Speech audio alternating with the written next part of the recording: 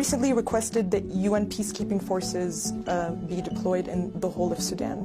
Why did you do that? Why is the UN needed now in Sudan? Actually, let us put this into its proper context. We did not just wake up one day and said we want the UN to come to the country. The UN is there. We're not calling it. But for the whole of Sudan? The UN is there under Chapter 7, meaning that is, if there is anything that you could closely call it loss of sovereignty, is what is happening today. What we are calling for is to move the UN from Chapter 7 to Chapter 6, which would allow us to express our wish. And if you could call it anywhere, dictate on the UN on our priorities, this is where we would like to create an opportunity where we tell the UN, this is what we want. We'd like you to come, do 1, 2, 3, 4, on our terms. The whole country approach is an idea we discussed in our national committee for a number of months. What it tells us in the past, the UN intervention in Sudan was compartmentalized.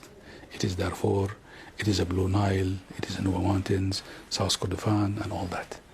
What we would like to see when we say whole country approach is addressing the challenges and the issues and the requirements and the objectives of the entire transitional period. This certainly has some agenda which is of national nature, of a whole country. When you talk about elections, you're not going to have them in Darfur. It will be the whole country. Constitutional conference. It will engulf the entire country. The process itself. We would like to enlist the support of the UN in those processes that of a national nature. That's why we call it a whole country approach. That support could be providing one advisor, could be providing technical support. Take an example, the election. Today, we would like to embark on a process that will conclude this transitional period with an election. The UN has accumulated experiences, technical and otherwise, across the globe. Support on addressing issues of election systems, an election system that will provide us with an opportunity to represent all our people. The UN could provide that. So it's not about entrusting this entirely to the UN. The funding of the elections, the UN has accumulated very rich experience in generating resources and funds to support the elections. So it's only perfect. And we are part of the UN. Huh? It's not like another body or something that's coming from somewhere. Let's turn to the topic of the hour, the possibility of former President Omar al-Bashir to appear before the International Criminal Court. Will he be sent over to The Hague? The idea of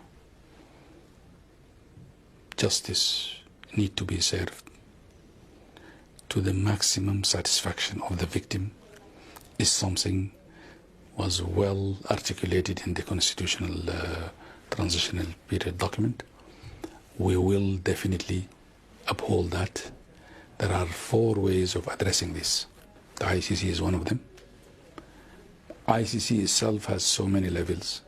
It could be an ICC in The Hague, could be an ICC compliant court that is in Sudan or in the region, transitional justice, issues of truth and reconciliation, compensation, individual and community.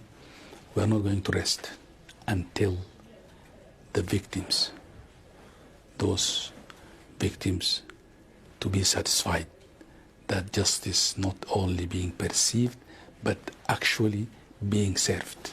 And that is how we see it. From what I understand, all options are now open. You still haven't decided whether it be in The Hague or in Sudan or in a regional court. Yeah. Are all options open? Of course, this is something, you know, the announcement of this was part of our peace negotiations. And I think this is something we will, I want to tell you one thing. Any person who committed atrocities, criminal, financial, we will have to be tried. And that is our bottom line. We are working on rebuilding our judiciary system and all that. And we hope to have a credible, independent judicial system, Sudanese.